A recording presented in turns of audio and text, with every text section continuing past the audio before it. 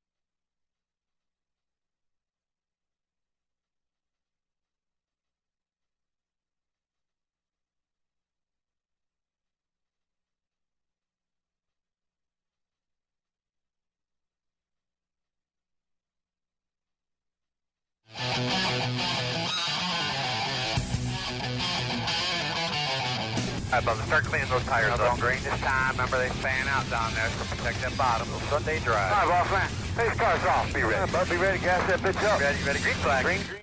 Good morning, everybody. Welcome to the Inside Pass on WSAC. I am Randy Miller, Tom Baker, sitting over in the Soman seat. Hang on. That's good. There we go.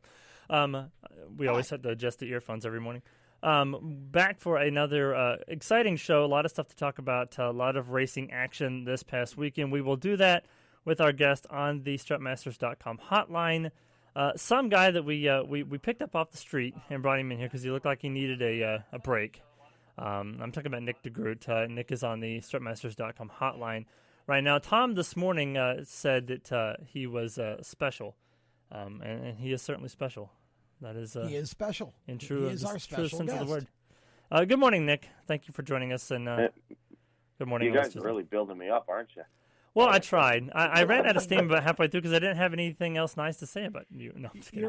You're a sim. Am I supposed to return the favor now? Is that how this works? No. You're an Indy Yes. 500 champion, dude. Yes, that is true. Yeah, you've won the Indy 500 of iRacing. You've won matter of fact, Jacob Soman, our own Jacob Soman, posted a tweet about Kyle Larson's career since he left NASCAR. He's got like 27 wins and 35 starts, and he basically, I asked him, I said, do you just copy and paste the same tweet over and over again, just add a one at the end of it? He's like, yeah, something like that. I feel like it's, we can do the same thing for Nick, because Nick's been winning a lot of races lately. So. Yeah. But it looks like you're having a blast doing that Elite Racing League iRacing thing. Yeah. A lot of good people involved in that. Seth Eggert does it too, and a bunch of the drivers, Landon Castle's in it. Ron Capps was racing with you a couple weeks ago, and you beat Kyle Busch too. So you're definitely rising your stock in the iRacing world for sure. Trying. Well, I mean, at least what is it? You're not trying something like that. Thing is, he hasn't sent either of us a signed hero card yet. That's right. I'm waiting where are for those the hero autograph cards, card. by the way? You know what I need? I need an inside pass paint scheme for one of my cars. Well, I mean, the logos are right there. I can send you the logo. You put that bad boy on your race car and you go racing. Yes, sir. Nobody will ever beat you. I if will you have send inside you. pass on your Matter car. of fact, You'll I be don't. undefeated. Nick probably knows this story because I'm sure I've told him a couple of times. But usually when we have guests on the show, they always go out and do good things. Yes. So I mean, your good luck charm is always coming on here. So I'll have to go back and research like all the times that you've been on the show the last several months and what happened the following Monday. But I can bet you that you've won at least 2 of the last 3 or 4 races that you've ran since you've been on the show the Tuesday before. It's probably a good bet. Yeah. I'm going to see. So I'll send you that logo. You can put it on your race car. I would give you permission to put it on there. Let's talk about Kansas. Kansas was a big weekend. Lots of big races, action. Great band. It's a great band. Carry on, my wayward anyway, but some spectacular crashes happening too. And it's the weird thing is that it was in the exact same spot. I think all four races they had one pretty spectacular crash. Ryan Preece. I think the worst of the 4 in terms of violence, hitting that wall and basically flipping sideways and coming back down. But another one of those races that we talk about where, the excitement level and, just everything that happened being a really great weekend. NASCAR, it was weird seeing NASCAR racing on Thursday, though, instead of on Sunday. They were the leadoff spot, I guess, if you're talking baseball. This weekend, ending with the Truck Series, but it was a great weekend. I think lots of great races. Tom, what do you take away from Kansas this weekend? Well, I agree. I thought that the Xfinity race was the race of the weekend again, but I thought all the races were pretty competitive. I thought it was a great weekend. Nick, what say you? Absolutely, I was excited to see how well the racing went without that PJ1 on the track. 'Cause I feel like even though they have good intentions with it, I feel like it didn't work the way they wanted it to at Kentucky and Texas. So I like that Kansas was able to put on a show just by not touching the track and saying, hey, this is the racetrack, use it the way you're going to use it and see if you can get fast. We had people on the outside wall. We had people on the bottom. We had people in the middle. And I like that. We were missing that at Texas and Kentucky. It seemed like there was one preferred line. And that was it. And I think that's part of the reason why Kansas was such a good weekend of racing. Yeah, that's one of the things, too. A lot of fans will say, the races were only good because of the PJ1. But having Kansas not having that, I think we start using it too much. And we use it at too many tracks, and it becomes a crutch for the drivers because they're used to having the PJ1. And so they have a tendency to want to complain about not having it, when we go to places like Kansas. But the races were just as good without it as they have been, with it. I think it depends on the track. Some tracks probably you need it. And maybe if it does make the racing better or whatever. I mean, we're here to see good racing, so I don't really care what you put on the racetrack as long as the races are good. But I feel like I think we use it way too much, and we need to get back to just using it at tracks where the racing is typically not very good, like Pocono, Indy, places like that. But leave it alone on some of the short tracks and some of the maybe some of the intermediate tracks where I think we can put on a good race even without it being on the surface. Yeah, absolutely. 100% agree with you there. So we'll start with the Truck Series. Matt Crafton made it to victory lane this time without. Last year he won the championship, having only won the race that he won the championship in at Homestead. No, he didn't even win that race. That's true. He actually didn't. He was just the best finisher. That's true. So this year he ended up winning a race to make it into the playoffs beforehand. So it's becoming a reoccurring trend with ThorSport. Last year, Grant Enfinger won the regular season championship, having not won a single race during the regular season. This year, Matt Crafton makes it in, so we'll have to see what he does in the playoffs. But ThorSport is kind of up and down. I mean, they've gotten better this season, but something's just weird with the other two teams. It's usually like 1 or 2 drivers out of the 4 that do good, and the other 2 don't do very good during the week. Yeah, even Crafton has had a rough go of it, and I think you can tell his excitement. He really needed that win because all of Thor Sport, including him, have not had the best year. And now he's got that win. He's locked into the playoffs. They can focus on improving that team and getting ready for another championship bid. But, yeah, Thor Sport is missing something. But it's interesting, though, if you look at Thor Sport and how they performed that race, obviously they won. Then you look at GMS Racing, which has been so strong this year, which had extremely fast trucks that entire race, and they had 3 of their trucks wad up out of turn 4. So Well, you didn't see that happening with Thor Sport. One of them wadded up too. I mean, that's they took each other out. Poor Tyler Ankrum was a soccer ball. That whole race for the other GMS teams. I think they need to sit down and have a conversation in that meeting room this week about racing with teammates and not being silly. Because I felt like there was just some egregious mistakes made, by teammates to each other that really hurt them. But you're right, that was a bad day. And the Thor Sport thing's interesting because they have the speed. They're always fast. It almost feels like what they're missing is a horseshoe. Like somebody stole their golden horseshoe. Ben Rhodes has been fast almost every truck race this year and has way too little to show for it. He finished top 5, but he's not challenging for wins. Sauter's been just abysmal for a lot of and Enfinger obviously has been up there, but Crafton, I don't know, that team I feel like has been sort of lukewarm. And even last week, I really don't think he was the best truck, but he ended up winning. I think Agus was the best truck for sure. But again, the best truck doesn't always win. Mm-hmm. It's interesting. Yep. So Austin Hill won the first truck race that was on Friday, and then of course they ran again on Saturday. So Austin Cindric had 3 wins in a row going into this weekend. He was fast. He looked like he was going to win 4 in a row, and then had a couple of restarts. And Brandon Jones came from like 23rd or something, and he was like 8th or something. But it looked dramatic. When you look at the final restart, he was sitting in 8th, and he ended up in victory lane. Which goes to show, JGR has always been fast, but Brandon Jones has always kind of been the low end of the totem pole. But this year, that's his second win, this year. He's not dominating and, destroying the field by any means, but he's been in the right place at the right time, Tom, and that's what you need to do is get those wins, especially when you look at his competition, guys like Chase Briscoe, even Austin Cindric, and, even Harrison Burton, I guess, to a certain extent. All those guys are always running up front, and he just kind of seems to be in a top 10 position, but never in the position to win. But then, comes from behind and wins that race on Saturday. Well, here again, Brandon's had about the worst luck of any. It's true. He's another one that how many times is he in the top 3, top 5? Yeah. And, something breaks, he blows a tire, he gets wrecked, he wrecks, that kind of thing. It's just been finishing the deal for him.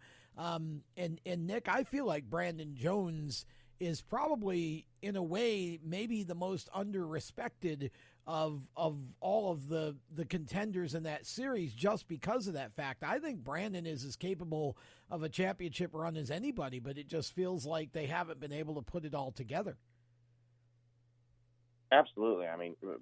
Brandon Jones, I don't want to, I'll say it. He's kind of an afterthought at Jacob's race. Yeah, I agree. Most of the focus is on Harrison Burton, and it's almost like Brandon Jones is this old guy that's just hanging out in the Xfinity Series, kind of like just an other. He's like 23 years old. He won a truck race. He just won here. He's definitely got some potential. I think he's being completely ignored for whatever reason. Yeah, that's true. He gets kind of left in the limelight by everybody else that comes and goes from JGR in the recent past. So one of the things that NASCAR announced this week is that there's going to be no practice and no qualifying for the rest of the 2020 season. They've decided they talked to drivers and teams and owners and things like that, and they thought this is the best scenario that they could come up with. They are going to change kind of a little bit of the format for drawing when it comes to the playoffs. I'm assuming that it just means the playoff drivers will draw either first or they'll draw together as opposed to by owner points. That would be my guess, but no decision has been made on that yet. But that's kind of the rumor that I'm hearing. So Nick, what do you think? Tom and I both agree that this has probably been the best decision that NASCAR's made in several years.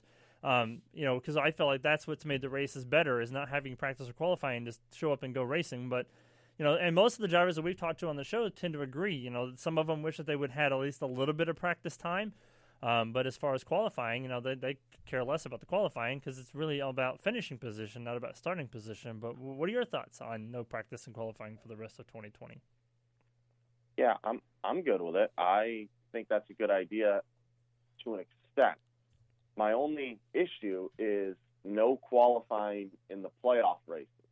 There's a part of me that feels that we should still have at least a qualifying session for those playoff races, especially the title decider. I don't like the idea of it being a random draw for a potentially championship deciding race. I mean, what happens if in the first turn, first lap, something happens and because of your random draw, your season's over? It was completely out of your hands. So I like no practice no matter what, but I would have liked it for the playoffs we could get a qualifying session. But that's not what they're doing. So this is unique. I almost feel like we should just start all 12 or all 16, however many guys are left in the playoffs at the back of the field and make them work their way to the front. See, that's what I was going to say. I'm not bothered by the lack of qualifying. To me, it's the same for everybody. And if you get taken out on the first lap, then that's what happened. I mean, it's sorry about your luck. Well, yeah. I mean, it's the same for everybody, and I hope they don't bracket the playoff guys together. I'm okay with it as long as they are not the first 12 or 16 to pick. Like, I don't want the playoff guys to start in the first 16 positions of the field. Yeah, that doesn't make any sense. I mean, I don't like that. To me, it needs to be as natural as possible. I'm okay if they decide to qualify. I mean, I don't care either way. I'm just saying I don't feel like – in fact, I feel like it would be more – I feel like it's more interesting if they don't. Because, when you get to, I was about to say Homestead, when you get to Phoenix, by the time I get to Phoenix, when you get to Phoenix, to me, not having qualifying and just throwing the green and letting them go, that makes that championship race all the more interesting. And it gives at least some parity back to everybody because, again, we all know that the more time you give the big teams for their engineers to dial the cars in, the less this becomes about, the middle of the pack guys having a chance to win. So I actually think that I like this format. I wish they'd keep it permanently, but I don't think they're going to. Here's an idea that I was thinking about as you were talking. What if we went with the same format we have now? They draw by the top 12 in points and then 13 through whatever. But let the playoff guys draw last, but put all 40 numbers back in the barrel, and whatever number they draw, that's where they start. So that you basically are just, like, let's say, Kevin Harvick draws a 13. So he'll start 13th, and whoever drew 13th just moves over one spot. Like, just adjust it based on where they qualify. That way, there's a chance that they'll get strung all through the field. So there's a possibility somebody could start on the pole, they could start in the mid-pack. But why would it matter why don't you? It doesn't matter where they start, but it's to mix them up so that they're not all starting together or, But why would you make them draw last and do that? Why couldn't? I guess they could draw first and then just insert everybody else after that. Right, whatever. Well, if they draw first with all 40 first, last, whatever. Doesn't matter where you don't have to insert anything. You're just. I still don't know why we're drawing by owner. Why we just don't draw just a random draw. That makes absolutely no sense to do it by owner points because if you look at it, I mean, yes, the owner points mean a lot, but it's the drivers that finish in the positions, not the owners. So if you're going to do it by driver points, not by owner points. But I feel like you should just show up at the track and first come, first serve. Wherever if Joey Gay shows up first and draws the number 1, you're starting on the pole. Yeah. I mean, I agree. I'm all for putting some of the slower guys up front. I understand why everybody's afraid of that, but you know what? Let's have some ability for these guys to race their way to the front. I mean, give them an option of not like if you draw one and you don't want to start first, then just say, look, that's awesome, but I'd rather start in the back. I don't, I'm not comfortable, whatever. Then the hard part is that we don't have like my instinct would be if you're practicing, everybody draws. But if you can't run at least a minimum speed in practice, then you go to the back. Yeah, exactly. You handicap them to the back. Yeah. But we go in practice. So I get why they're trying to do what they're doing the way they're doing it. But for the championship race, I'd be all for, just draw and start where you start. That's true. Let's go. Denny Hamlin won yet again. I think that's his fifth win? Fourth. Yeah. Fourth of the season. Is it finally Denny's year, Nick? Do you think that this is finally the year that Denny wins the championship after having come so close in recent years. They're doing a new track this year for the finale at Phoenix, a track that he's been relatively good at, and a track that he won at last year, I do believe. So do you think this is finally Denny's year to win the championship, or is it his best chance yet to win a championship?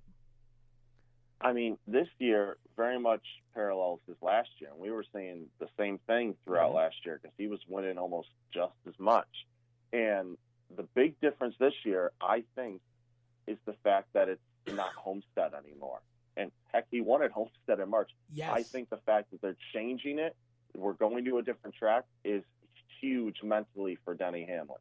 I think going to November, knowing I'm going back to Homestead and all the memories of all the times he's gone to Homestead and what's gone wrong, I think it's going to be big for him going to a track that's not Homestead. And again, a track he's won at Phoenix.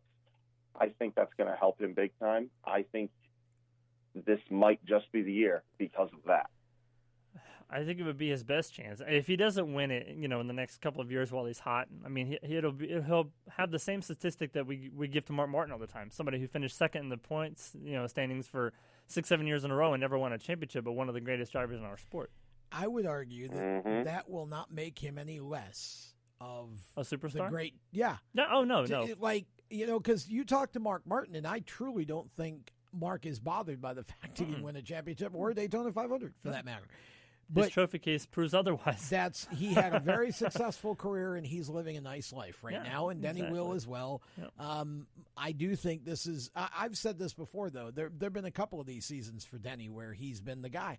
It takes a lot to win a championship, and it takes even more now because you can be totally dominant for 35 races, and if somebody's better than you at Phoenix, you're not winning the title, right? And that's really that's why I love this format. I mean, a lot of people don't, but I do. I think one race, go get it. Yep. And I'll add to that you look at Denny's stats, I'm sure there are several drivers out there that would gladly trade their championship to have his numbers. Because he's got, over 40 wins. He's got a handful of Daytona 500s. I'm sure drivers would give up a championship for that. I agree. That's true. That is very true. So one of the things that was announced in the last couple of weeks was the SRX series, which we talked about here on the program when it was announced that Tony Stewart, Ray Evernham, and a group of very talented, very big people in our sport are combining up to join forces and create a new kind of IROC type series called Superstar Racing Experience. They've been posting a lot of teasers on social media the last couple of weeks about drivers that are going to be part of this new venture. A lot of different international flags and just kind of different teasers about drivers that they've signed. They have announced one driver officially, which was Tony Kanaan, that they announced on Thursday, I think, of last week. But they've been teasing the last couple of days about another driver announcement coming this week. A lot of rumors of who that could be. We've heard Carl Edwards. We've heard Dale Earnhardt Jr., Jeff Gordon, Jimmy Johnson. I mean, you name it, and the possibilities are endless. But Nick, I want to get your thoughts first on the SRX series and what you think about it, and then number two, who you think this next driver announcement is going to be. I am so excited. I have missed IROC ever since Me too. It went away. Yep. And when I heard they were doing this, oh my goodness! And they released a sneak peek of the nose of the car this morning, which got me even more excited. And to hear the names they're floating around, such as Tony Kanaan, who's already confirmed, and with Ray Evernham and Tony Stewart at the helm, I don't want to say I don't see how it can't fail, but I don't see how it can't fail or how it will fail with these guys is what I mean. Right. And as for who would join the series, I think with them saying they said short tracks, right? They're going to do mostly short They're tracks. going to do half-mile tracks and less with maybe a custom, as Ray put it, road course. So it's a combination of dirt and pavement. I think we're going to see Dale Jr. then. I think he's going to pop up. Yeah, I think they need a big name. Not that Tony Stewart and Ray Evernham aren't big names, but when you're putting together a series of superstar drivers, I mean, obviously Junior is probably the first name that comes to mind. Jeff Gordon, Jimmy Johnson, all those guys as well. And you can even go into the IndyCar world and choose a couple of those guys as well. But I mean, if you're really going to put together a superstar racing experience, it needs to be a true superstar experience with drivers from all over the world. Well, I'm waiting for Bubba Pollard. That's what I want. I mean, I'm serious. Bubba Pollard, Doug Coby from the Modified Tour. But let's get a couple of, I know it's superstar, but there are superstars in short track too. Let's get Bubba Pollard in there. Let's get, a Doug Kobe in there. You have a car, even if they're not running all 6, get, maybe 3 of those guys and let them run a couple races apiece in a car. However you have to do it. But the thing that, I hope we don't, if this is mostly NASCAR, I think fans are going to be disappointed. I think fans are hoping for a mix here. Right. And so Tony Kanaan off the bat is a guy who obviously he's not a short track guy per se. So that makes it interesting. Could surprise you. But I'm not saying, I'm just saying. Yeah. They didn't start with a junior. Right, exactly. Right? So already they're showing that they're going to pull from a diverse group. Mm-hmm. I mean, Carl Edwards would be great. Junior would be great if he would do it. I don't think Jeff Gordon will, but maybe. Who knows? But you could go pick some dirt guys. I mean, you've got some big time dirt guys you could bring into this. Who knows? Mark Martin to be, right, exactly. I mean, who knows who's sitting at home right now going, this is interesting. I mean, Tony Stewart just needs to announce himself and get it over with. Oh, I'm sure he will be. And I think AJ might be a little bit too old and too heavy at this point, but boy, would that be fun. Right. Who knows? Mario Andretti would be great because I'm telling you, he could still hang. Yeah. So you've got some potential with this here to really make it fun and interesting. And the crew chief side is going to be really interesting. Yeah, that's true too. Yeah. So IndyCar has officially canceled Portland and Laguna Seca this year. They'll run Mid-Ohio and Gateway and IMS as doubles this year. So COVID continues to wreak havoc on just about everything in sight these days. And then the Indy 500 coming up next month. I know Nick won't be with us until after the Indy 500, so I wanted to figure out who he thought might win the Indy 500. You got about 45 seconds, Nick. Who do you think is yourself? Yeah, you can't pick yourself. The actual Indy 500, not the iRacing version. Who is your early Indy 500 favorite? Oh, man, put me on the spot. I mean, I think those Penske cars are going to be strong. Pagano's got a chance to defend. But with how close he came last year, I think this might be, after his struggles this year, I think this is Rossi's year to win it outright. I think he's going to be determined to prove himself after a rough start. I think he's going to win it. All right. We'll see what happens. Nick, thank you so much for joining us. As always, best of luck on the rest of Fantasy NASCAR and iRacing and everything else that's going on in your world. We'll talk to you again after the Indy 500 next month. Thanks, guys. No problem. Nick Degroot, everybody from motorsport.com. For Tom Becker, I'm Randy Merlo. We'll see you Thursday on Motorsports Madness. Have a great week, everybody, and see you next week on the Inside Pass.